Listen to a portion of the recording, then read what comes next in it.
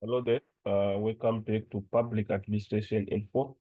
In this video, we want to look at a question paper of June 2024, and we're going to look at specific questions in that question paper.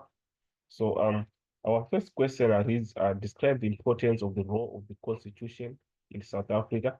And that question has got 10 marks. So, obviously, now you'd see that it needs 5 points, each point with 2 marks. Very important to take note.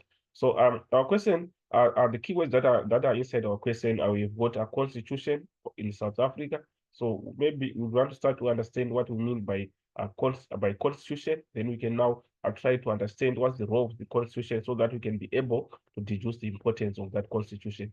So, a constitution, I would say that it's a document that sets out all the elements of the government, how the government is organized, and how power is kept up among different political units in the government. So a constitution is sort of a document that maps the way forward in terms of all the operations that will be transpiring in the country. And also, you would see that it protects the rights of citizens and offers special provisions to hold political leaders accountable in line with democratic values and principles. So, also from another dimension, we might also try to explain it as a system of established doctrine, principles, and laws that serve as the basis for the governance of a nation or organization. So, from this explanation, we can be able now to try to deduce in terms of the roles that this constitution has. You see that this constitution protects the rights of citizens as one of its roles, and also it shows the structure and provisions of power in the country. So, basically, it describes any activity that can be expected to transpire in the country. So, this is what we have in terms of the explanation and some of the roles that the Constitution has to play in the economy. So, if you look at the now at our question now, our question is now looking for importances of of the role of the Constitution. How far important is it now? So these are the points that we have here. So the first point is saying improve the quality of life of all citizens and free the potential of all people. So exactly as we are trying to explain that it protects the citizens. So in that way, in its quest to protect the will of citizens, you would see that also it is enhancing the quality of life of the citizen. So this is the first point that we have. The second point is saying determine the relationship between citizens and the governing institutions. So the relationship that exists there between the citizens and the governing institutions is described also in the constitution. Everything is clear.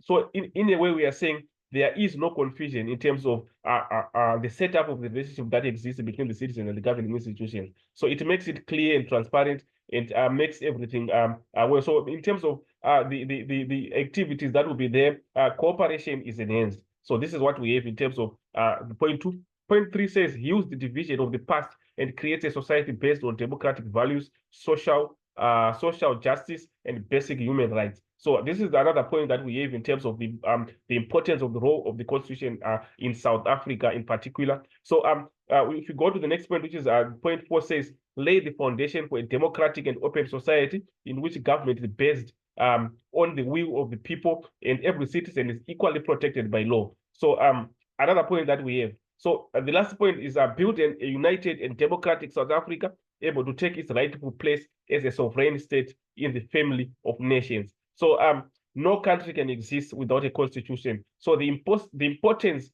of the constitution in a country can never be underestimated. So very important it is. It's a document that describes and that maps the way forward, that guides the country in its activities, in its activities in present and the future. So this is what we have in terms of the constitution. So basically what we are saying is the constitution is a very vital in the country, as it avoids confusion in whatever activities that are transpiring in the country. So this is what we have in terms of the question that we have. So I would see that this question in the question paper of June 2024, which is the recent question paper that we have, it was question number 4.4. So maybe you might want to try to go and look at it in that question paper. It was question number 4.4.